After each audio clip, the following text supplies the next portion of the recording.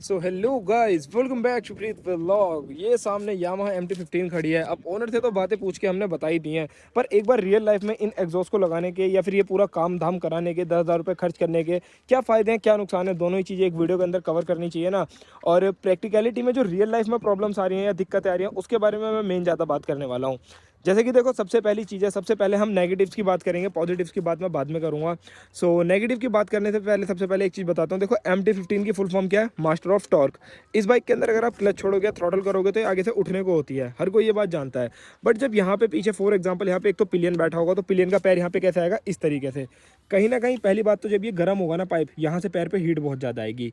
पहली प्रॉब्लम तो इसके साथ ये रहेगी कि पैर जलने के चांसेस है। समर्स आ रहे हैं, बहुत ज़्यादा गर्म होता है पाइप, और हीटिंग इश्यूज जो है वो आप लोग जानते हो कि भाई एग्जॉस्ट लगाने के बाद काफ़ी ज़्यादा बन जाते हैं। दूसरी चीज़, इनकेस जब राइडर ने मान लो क्लच छोड़ के जैसे ही थ्रॉटल करेगा और यहाँ पिलियन बैठा है और पिलियन के हाथ में ये चीज़ ना आई या फिर ये पकड़ लिया, तो सीधा हाथ जलने के भी चांसेस है। और अगर यहाँ इसको ही पकड़ा है ना, तो ये पोर्शन राइट साइड वाला जो पोर्शन है इसका, वो मेन हीट फेंकता है, ये वाला ये बहुत कम फेंकता है। तो मेन यहाँ से आपके जो हाथ जलने के भी चांसेस है, और कहीं ना कहीं यहाँ से पैर के आसपास भी हीटिंग आने के पूरे चांसेस है। चलो, मैं पैर के आसपास इतना नहीं बोलता, बट यहाँ पे हाथ के और पैर जलने के तो बहुत ज़्यादा चांसेस है, जो मुझे मेजर सबसे बड़ा ड्रॉबैक इसका नज़र आ रहा है।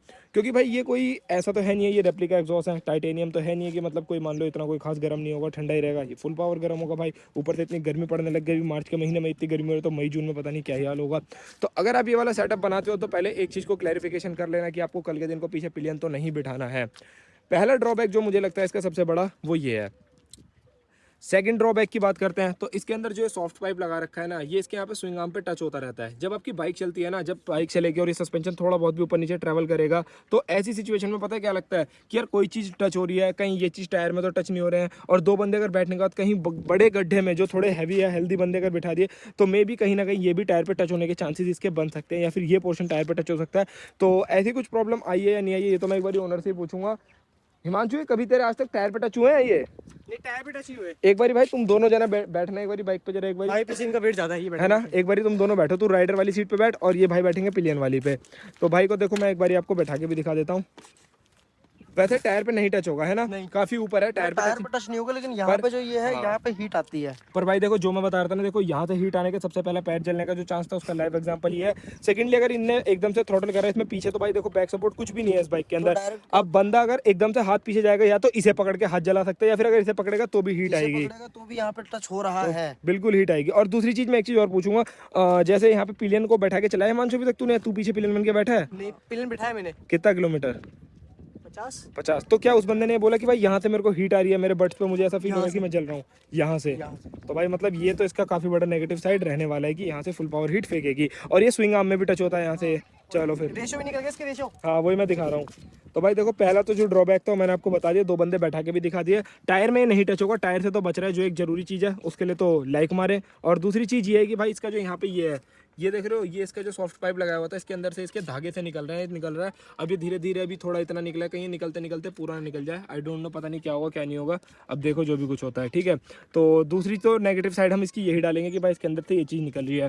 थर्ड नेगेटिव की बात करते हैं भाई, जो मैं मानता हूँ कि यार बहुत इंपॉर्टेंट चीज़ है, वो है भाई हीटिंग इशू। एक 150 सीसी की बाइक के अंदर भी इतनी ज़्यादा हीटिंग आ गई है ना, दो एग्जॉस्ट का सेटअप लगाने से, कि मतलब राइडर को गर्मियों के अंदर इतनी प्रॉब्लम आने वाली है ना, पूरे पैर जलना, या फिर मतलब यहाँ से फील होना कि यार मेरी बाइक कितना गर्म हो रही है, यहाँ से बहुत एक्सिस लेवल की हीट आना, और साथ में इसका जो रेडिएटर है या फिर जो इसका फैन है बार बार मिनटों में ऑन हो जाना, वो एक बहुत बड़ा मेजर प्रॉब्लम बन जाता है बाइक का, कि यार मतलब थोड़ी सी लेके चले नहीं, एकदम गर्म हो गई। तो वो एक मुझे लग रहा है हीटिंग इशू जो है इसका, वो काफ़ी ज़्यादा एनहांस हो गया है। तो वो भी एक इसका काफ़ी बड़ा नेगेटिव रहने वाला है। नेक्स्ट नेगेटिव है भाई इसकी ग्राउंड क्लियरेंस। इस बाइक के अंदर जब से ये वाला डुअल एग्जॉस्ट का सेटअप बनवाया है ना, देखो यहाँ से नीचे की तरफ से आपको नजर आएगा वेल्ड करवा रखा है, तो इसकी जो ग्राउंड क्लियरेंस है वो बिल्कुल खत्म हो गई है। खत्म इन द सेंस की MT ऐसी बाइक है, इसको अगर कहीं पे डिवाइडर पे से, फुटपाथ पे से खुदाना हो in case of an emergency, तो वहाँ पे आपकी बाइक निकल जाती थी। बट अगर आप इसको अब लेके जाओगे, सीधा नीचे से टकराएगी, क्योंकि नीचे जो वाई वाला सेटअप है वो बना रखा है, जिससे कि भाई एक पतला पाइप लगा के उधर दूसरा डुअल एग्जॉस्ट का सेटअप बना हुआ है इधर की साइड ये। तो ये चीज़ आपको एक नजर आएगी यहाँ पे। तो ये भी एक भाई इसका काफ़ी बड़ा मेजर प्रॉब्लम है। अब जो मैंने हीटिंग इशू बताया राइट साइड स्टार्टिंग में, तो वो हीटिंग इशू लेफ्ट साइड नहीं आता, क्योंकि लेफ्ट साइड से हवा बहुत कम आती है, तो लेफ्ट साइड से एज सच कोई हीट नहीं होती है। चलाते टाइम जब राइडर चला रहा होता है, तो हीटिंग इशू की बात ऐसी है, राइडर को भी यहाँ पे पैर के पास इस पार्ट में से ना हीटिंग फेस करनी पड़ती है। तो नेक्स्ट चीज़ की बात करते हैं, जो नेक्स्ट इसका डाउन साइड है वो रहने वाला है भाई इसके अंदर वाइब्रेशन। इसमें इतनी ज़्यादा वाइब्रेशन हो गई हैं कि अगर आप फुट पैक पे ऐसे पैर रख के चलाओगे ना, आपके पैर की हर वक्त मसाज होती रहेगी। आपको ऐसा लगेगा कि यार मेरे पैर के अंदर चींटी सी चल रही है, या फिर मतलब मतलब वाइब्रेशन का जो लेवल है वो काफ़ी ज़्यादा इंक्रीज़ हो गया है। यहाँ पे टैंक पे पूरे पे वाइब्रेशन आती हैं, इसके ऊपर वाइब्रेशन आती हैं, सीट के ऊपर वाइब्रेशन आती हैं। तो वो मुझे लगता है कि यार ये थोड़ा मतलब एक्सेप्टेबल चीज़ नहीं है, क्योंकि हम ये काम अपने शौक के लिए करा रहे हैं, अपनी थोड़ी सी मतलब पावर इंक्रीज़ कराने के लिए करा रहे हैं। बट ये जो वाइब्रेशन है ये कहीं ना कहीं काफ़ी ज़्यादा राइडर को इरिटेट करती हैं। तो ये तो इसके एक डाउन साइड रहे। अब एक ऐसी चीज़ है जिसको आप पॉजिटिव नेगेटिव दोनों में डाल सकते हो, वो है इसकी फ्यूल इफिशिएंसी। अब देखो 150 सीसी की बाइक और ये सब काम कराने के बाद भी आपको 35 की एवरेज दे रही है, तो मुझे लगता है ठीक है। बट अगर आपको लगता है कि भाई ये एवरेज कम है, तो अगर इसको थोड़ा सलीके से चलाओगे तो 38 तक की एवरेज दे देगी। तो एवरेज आप अपने अकॉर्डिंग देख लो, आपके लिए पॉजिटिव है या नेगेटिव है। ये कराने के बाद भी अगर 35 की एवरेज दे रही है तो इसे पॉजिटिव नेगेटिव भाई किसी में भी डाल लो, जो चीज़ आपके लिए सूटेबल रहे। अगर आपको लगता है कम है तो थोड़ा मत कराओ, और अगर आपको लगता है कि हाँ ये कराने के बाद भी 35 दे रही है तो आई थिंक ठीक है। नेक्स्ट चीज़ जो इसका मैं एक नेगेटिव में डालूंगा वो है भाई बाइक की परफॉर्मेंस। परफॉर्मेंस नेगेटिव में डालने का रीज़न ये है कि इसका इनिशियल जो मिड रेंज है उसमें कोई प्रॉब्लम नहीं है। कहीं ना कहीं जो इसका टॉप एंड है या फिर आप लोग कह सकते हो जो ये रेड लाइन होती है वहाँ पे थोड़ा सा शाइन नहीं कर पा रही है।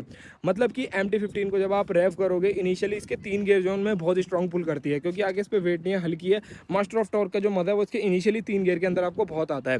तो अभी थर्ड गियर के अंदर जो रेव होती थी 95 की स्पीड पे जाती थी थर्ड गियर में मैक्स आउट होने के बाद, बट अब जो इसकी स्पीड रही है वो रही है सिर्फ 85 किलोमीटर पर आवर। तो जो मुझे लगता है कि यार कम है, 10 किलोमीटर की स्पीड का फ़र्क पड़ना है काम कराने के बाद। तो 10 की स्पीड तो भाई बेरेबल नहीं है।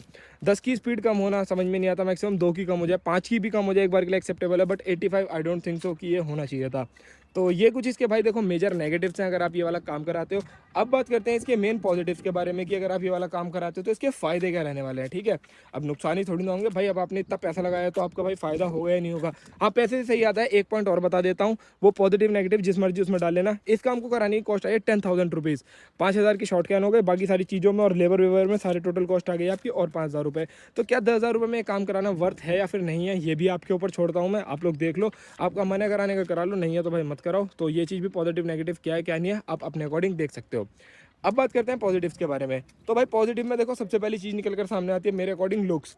ब्लैक कलर की बाइक है तो इसने ब्लैक कलर के एग्जॉस्ट लगवा रखे हैं, ऐसी शॉर्ट कैन प्रोजेक्ट। तो सही है भाई, ऐसी प्रोजेक्ट के इनने ये एग्जॉस्ट लगवा रखे हैं जो बढ़िया लग रहे हैं, और बाइक की जो लुक है उसके साथ काफ़ी ज़्यादा मैच हो रहे हैं। और अगर यहाँ पे कोई ट्रायंगल शेप के एग्जॉस्ट लगा देते हैं लाइक जैसे एक्सिल होते हैं वो भी सुंदर नज़र आते हैं, ये राउंड शेप के हैं ये भी अच्छे नज़र आ रहे हैं। और अगर ये यहाँ पे M4 वगैरह डलवा लेता है या फिर एरो के एग्जॉस्ट डलवाता है वो भी और अच्छे नज़र आते हैं, क्योंकि वो आगे से यहाँ से पतले और पीछे चौड़े होते हैं। बट अगर मैं SC की बात करता हूँ तो नो डाउट SC की भी लुक यहाँ पे बिल्कुल ख़राब नहीं आ रही है। ये भी काफ़ी ज़्यादा बढ़िया बाइक की लुक के साथ या डिज़ाइन के साथ मस्त जा रहे हैं।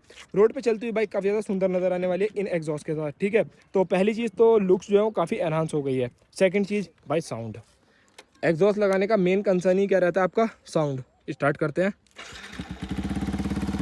देखो आइडल पे आपकी बाइक बहुत ज़्यादा शोर नहीं करेगी, नॉर्मल देखो इतनी आवाज़ करेगी, और अभी DB किलर भी लगे हुए हैं तो नॉर्मल कुछ ऐसा साउंड इसका रहने वाला है। अभी ना नॉर्मल साउंड इसका कुछ ऐसा रहने वाला है। मेन जो आवाज़ आती है वो इस एग्जॉस्ट से आती है, इससे बहुत कम आती है। इससे देखो ये मैंने बंद कर दिया तब भी इतनी है, छोड़ दिया तब भी इतनी है, इसे बंद करूँ तो मतलब जो मेन है ना, मेन बेस हो गया साउंड हो गया वो इस एग्जॉस्ट आएगी, उससे इतनी ज़्यादा नहीं आएगी। हल्का सा रैप करूँगा, ज़्यादा नहीं।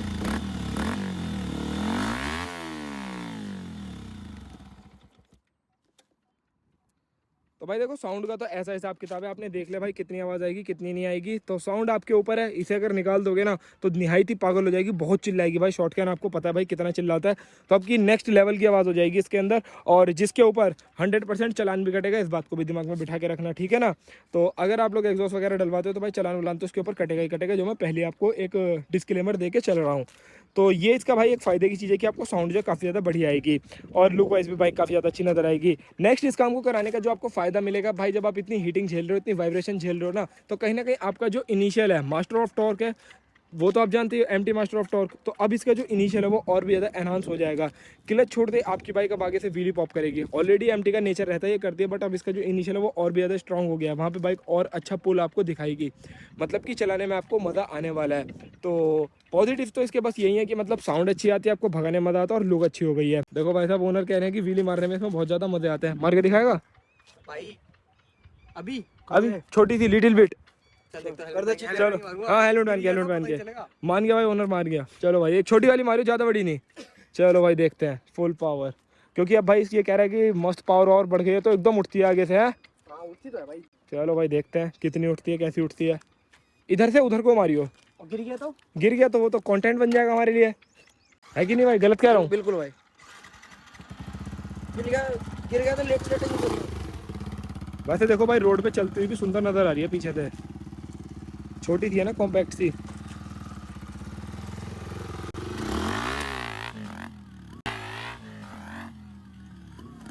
ओ बढ़िया व्हीली मारी है भाई तूने तो, इधर से तो बढ़िया उठ गई थी है ना, आगे से एकदम ही उठ जाती है। एकदम उठती है भी है। हाँ, और अगर थोड़ी बहुत अगर थोड़ी चलानी आ जाए तो फिर और भी लंबी चल सकती है। लेकिन तो बात क्या है, जब ये उठती है ना, हमें अगर डर लगता है 90 की उठ जाती है ये। अभी काफी ज्यादा उठ गई थी शायद से, है ना। अभी ने गियर चेंज की थी। सही है सही है सही है। जैसे उठे भाई एकदम पीछे वाला ब्रेक मार के रोक दो। तो भाई मतलब देखो इनिशियल तो काफ़ी ज़्यादा बढ़िया है, आपको मैंने थोड़ा सा एक नमूना भी करवा के दिखा दिया है।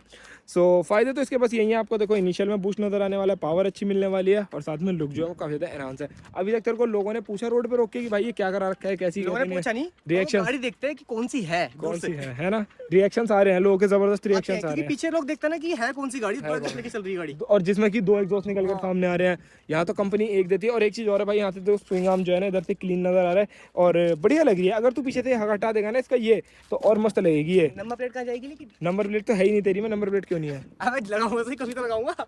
नंबर प्लेट यहाँ से टेल टाइडी लग जाएगी ना, देख यहाँ से इधर नहीं आके। आएगी भाई, यहाँ से इधर से ऑप्शन ही नहीं, नहीं है। चल कहीं लग जाएगी, नंबर प्लेट का भी कुछ कर लेंगे, वो तो है ना। तो बाइक तो भाई देखो बढ़िया लग रही है। बाकी अगर आप लोग कहोगे इस बाइक के ऊपर एक राइड रिव्यू, तो मेक श्योर बना देंगे। तो ऐसे कुछ इसके पॉजिटिव और नेगेटिव थे MT-15 के अंदर, जिसमें डुअल एग्जॉस्ट का सेटअप बनाया है।